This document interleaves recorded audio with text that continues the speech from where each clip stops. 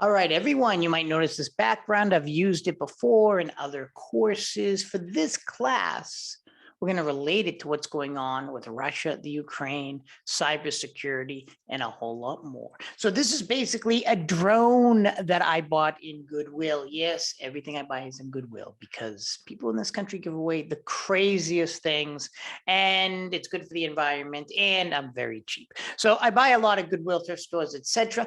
And I found this drone in a Goodwill. Why is that important, and how are we going to relate to this? Well, this is the trickle-down effect of technology, right?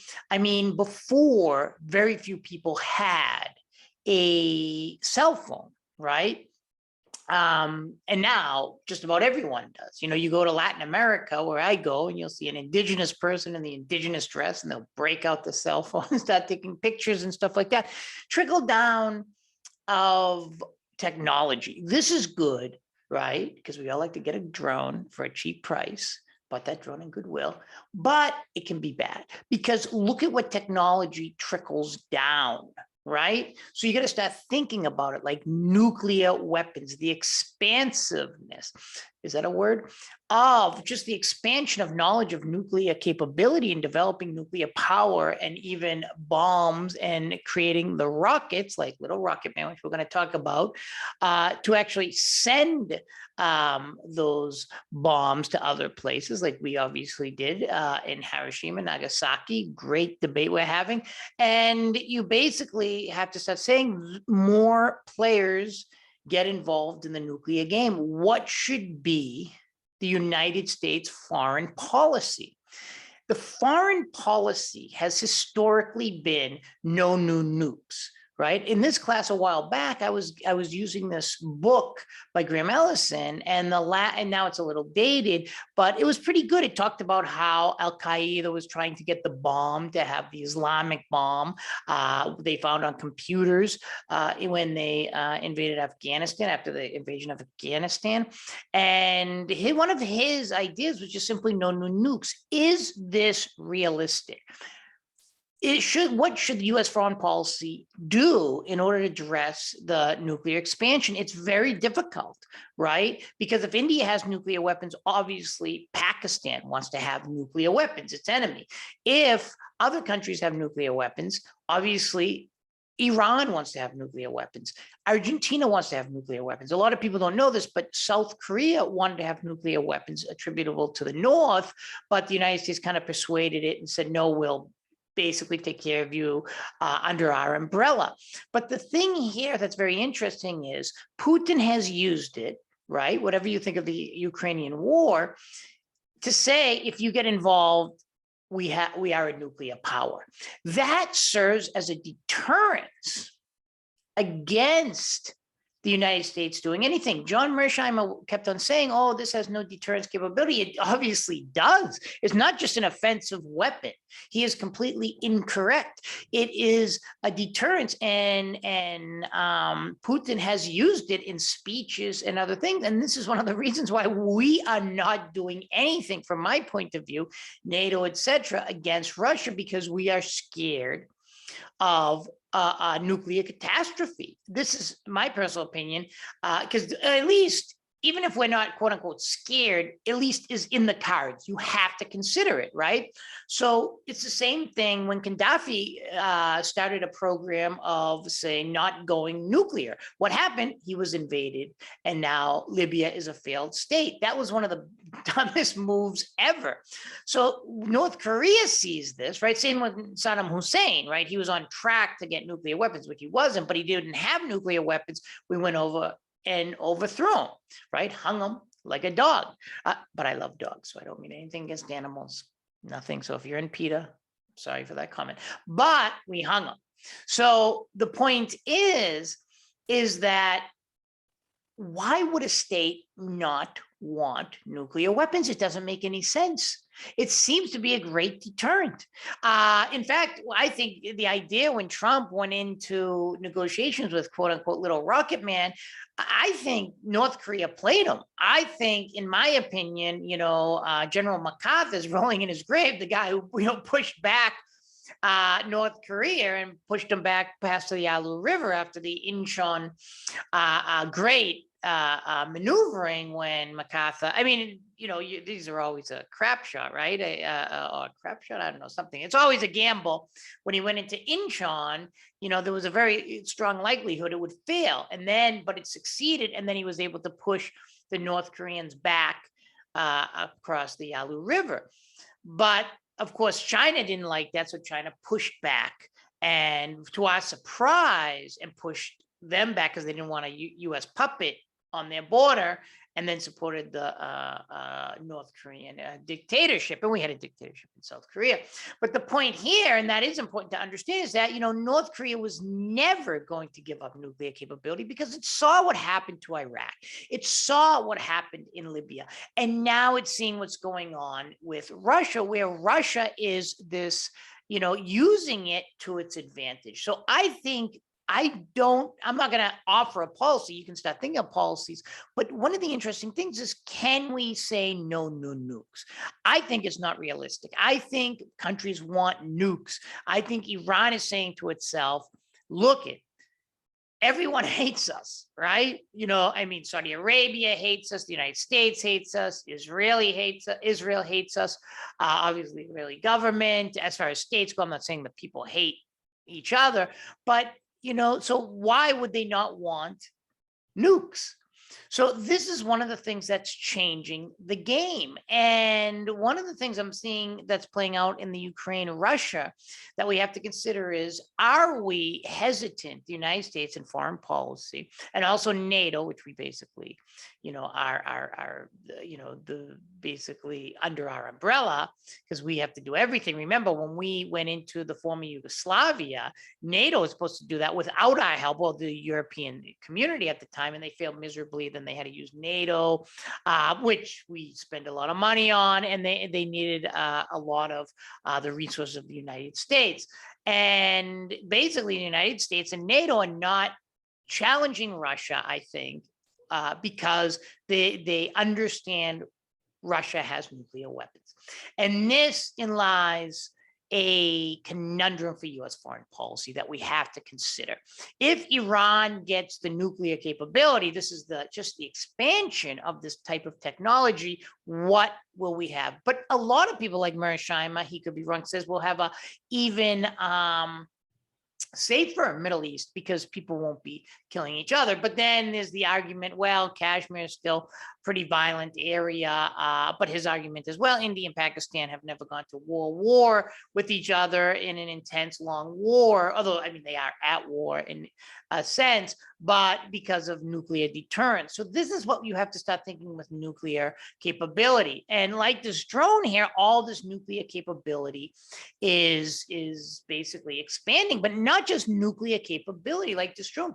People who are doing cyber attacks. There was a cyber attack in Germany a while ago, and they thought it was some brilliant person, oh, this is Iran. They like to, automatically blame Iran or China or Russia. There is that kind of phobia of the enemy.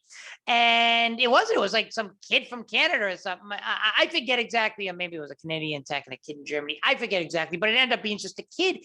One of the things about cyber attacks, when you start reading that like there's no rules in these things. One of the interesting things, we keep on focusing on, Iran, Russia, and these politics, and which are important. But at the same time, a lot of cyber attacks are going to start being carried out by more and more people, because just the knowledge and technology is trickling down to other people. It's kind of like, I always like to use that duck walk that's in Boston. Get on this thing. It's more of a fun afternoon when you go to Boston to go do the duck walk or whatever they call it. I did it, but it's an amphibious, I wouldn't call it a car, but like boat car type thing. That was actually, not that one, but, the same idea was used in D-Day, but now it's like used in a park for fun. Same with phones, same with all this kind of technology, pressure cooker that was used to kill people in the Boston Marathon by the two Chechens. That this acknowledge this technology is trickling down, and we have to start thinking about the problems with that. And I think for U.S. foreign policy, cyber attacks falls into that as well. And what do we do in order to create a better world. I mean, one of the articles stresses, a Geneva Convention, et cetera, for cyber security. And is that a good idea? What should we do? And the same thing goes with space travel, right? More and more countries now are challenging the United States dominance, not only in the world, but now in space, right? Obviously we had Sputnik, satellite, but now China, all these countries, will we go to war in space? That's another foreign policy conundrum. And what do we do? So is the Space Force important? And that was the one of the things about that Cato Institute article I really like. It's called, Ahead of Its Time and Dreadfully Premature. Cato Institute is kind of a libertarian think tank, and they have their own opinion on it. But is the Space Force necessary? I do think, I don't know what department it should be in, how much funding it should get. That's all debatable. But it seems like space will be another kind of those trickle-down technologies where more and more countries will start getting involved. Maybe not a lot, but it'll definitely not just be the United States and just Russia. There will be other things. Even Argentina has got, ideas set in space, and through neo-developmental policies, Bolivia, Argentina, etc., actually created a satellite with the help, I want to say, China, to do these things. In Venezuela, a while back, was building a drone program with Iran, and it became very, very successful. They were developing the parts in Venezuela, and obviously Turkey sending drones to Ukraine has been huge in the drone business. They were sending them to Azerbaijan. So, the technology of war in general is trickling down, and more people are going to have this knowledge. What should be policies of the United States? And this is really, really important. And I think we should be doing more research on this, because it used to be, the United States, drones, good or bad. I used to do these debates. These are great debates in Pakistan, Afghanistan, etc. And then people would just, stand up in front of the class and debate when I'd have American foreign policy, national security in class. And then I used to do them online too. We don't have that debate in this class. I should incorporate it, like just maybe in the discussion book, because I'd love to hear your opinion. But the problem with it is it's not just a US dominated area anymore. Turkey, Iran, and other countries are involved in selling drones. Like I just said, Iran and Venezuela created its own drone program, and it was actually created, the drones in Venezuela, which was good for the economy back then when the economy was actually doing well. And obviously Turkey has been huge in the drone industry, right? So we can't ignore this. And one of the reasons why, and I'm going to end here because it's going to be about more economics, it's a Keynesian way, Keynes, whichever way you want to pronounce it. I was always taught Keynes, like brains, idea of, injecting money in the economy, particularly when the economy is going slow. So like, the stimulus checks, that's part of Keynesian economics. It's also part of what we call Keynesian military economics, right? So a lot of what we get technological development is from the military.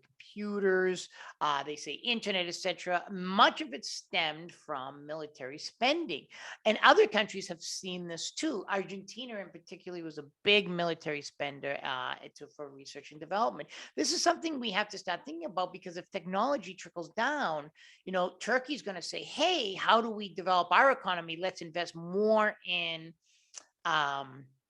Our drone programs, missile programs, etc., and then let's start selling them abroad. Remember, there was a little controversy with Turkey, although it's got good relations with Russia, sending drones to Ukraine. It's more of an economic move, right? It's not just, I like the Ukraine. Hey, they want our drones. That's great. It's good for our economy. We're going to invest in this technology, and this kind of endogenous growth is good. So as more and more countries are going to, I think, spend more on military spending because they see it as good for their economy, good for our research and development.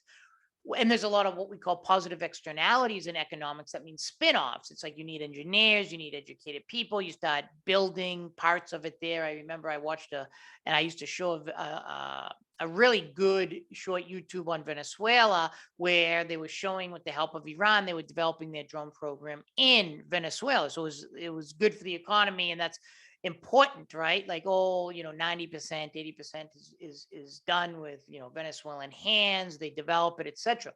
But that means there'll be more of this technology on the market. There'll be more selling it, more competition, and more deadly weapons.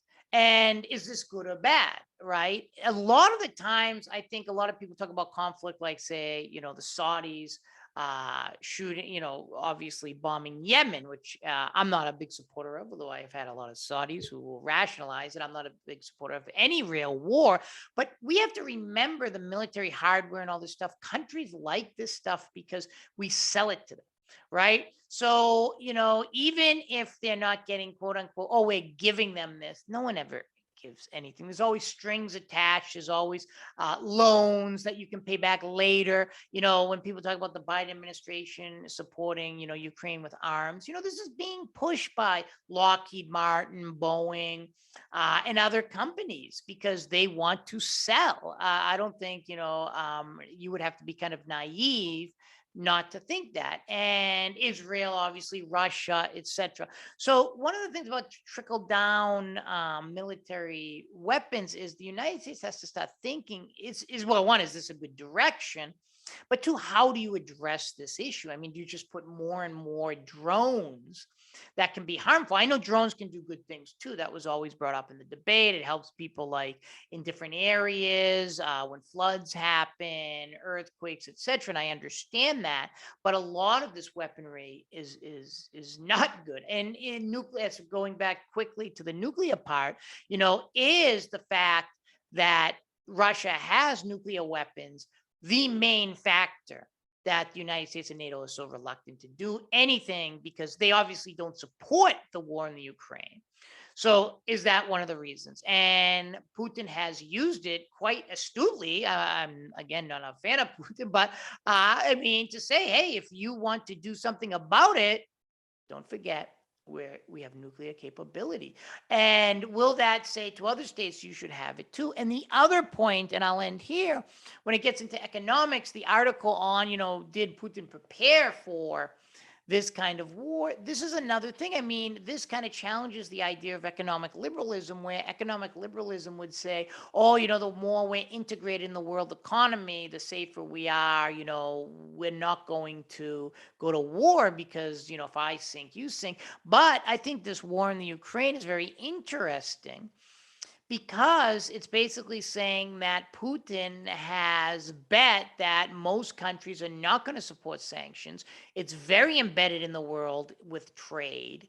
And to what extent are the people of the United States and other parts of the world, just going to say, no, we don't want sanctions because it's going to hurt our own level of life, meaning the more sanctions on Russia, the higher gas prices, etc. So I think Russia prepared for this war in a number of ways. And, that is definitely one of the ways it prepared, by knowing that countries were so dependent on its gas, natural gas, and other mineral wealth that they couldn't, even if they wanted to, put sanctions on it. I mentioned India, Saudi Arabia is with Russia. Obviously, Turkey's trying to play a dual role because it's a NATO, right? But it's trying to play it off, and it's actually done quite well. Turkey, Erdogan, I'm not a fan of necessarily, but they've played each other off. It's like, oh, I'll sell drones to Zelensky, but at the same time, I'll maintain good relations with Russia.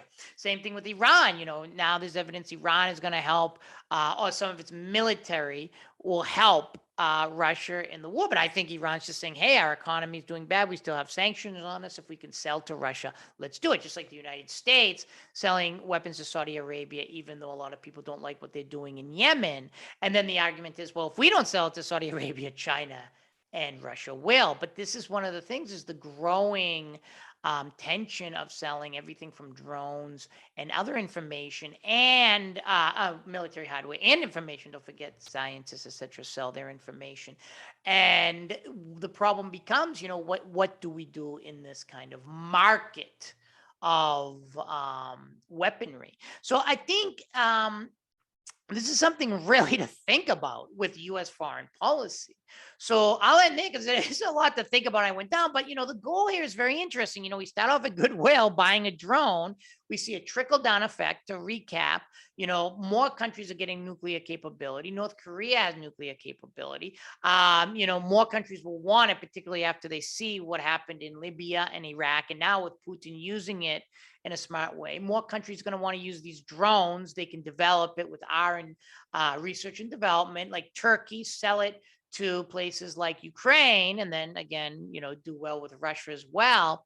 And basically, start seeing this kind of massive development of weaponry because states catch up. I mean, simple as that with this type of technology. So are we going to see an unsafer world? And it goes without saying, when Al Qaeda wanted this kind of Islamic bomb, I know Pakistan has the bomb and they call it the Islamic bomb to a certain degree. Khan has become legendary, etc. There, but the question becomes, will non-state actors start getting these technologies?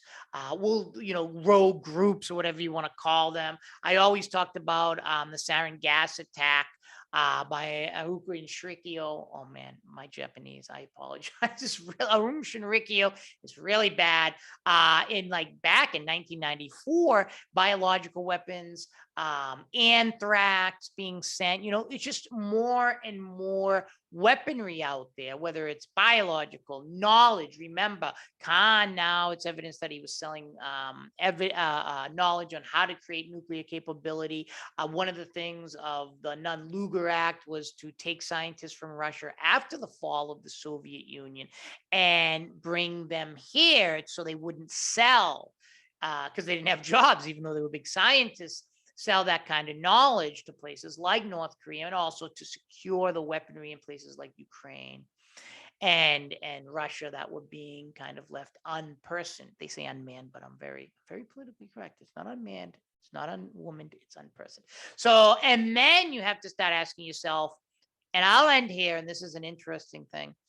If Ukraine kept its nuclear capability, would have Russia invaded? That's something Mearsheimer said Ukraine shouldn't have given up its nuclear capability during the Nunn-Lugar Act, and then Russia wouldn't have been able to invade. Then there is a question on that. Would the Ukrainians have the ability to, they have had the ability to use the equipment since, all the information, the keys, etc., were in Mother Russia? But then there's evidence saying they could have used it with knowledge and other things. But I mean, we can get into that debate in a long time, but it really, really is an interesting debate for U.S. foreign policy. So I hope you enjoyed it. I know sometimes I go all over the place. I apologize for that. But there's so much interesting stuff out there, and I learned so much from listening to the students, reading your discussion boards, etc. So without further ado, I'll end there. And it was great listening to all of you. And please, leave any comments in the community forum. And, don't forget, we got a foreign policy paper. Sorry, in this class, at the time of this taping, there was no internship available, but we have to do our paper. And it's very open to anything related to foreign policy. But all these subjects are so interesting. How should the United States deal with Turkey, Russia, the Ukrainian crisis, Latin America, anything you want. So I want everyone to take care. I hope everyone's okay, because the COVID still is, pretty prevalent out there. And I hope everyone's staying well. Take care, everyone.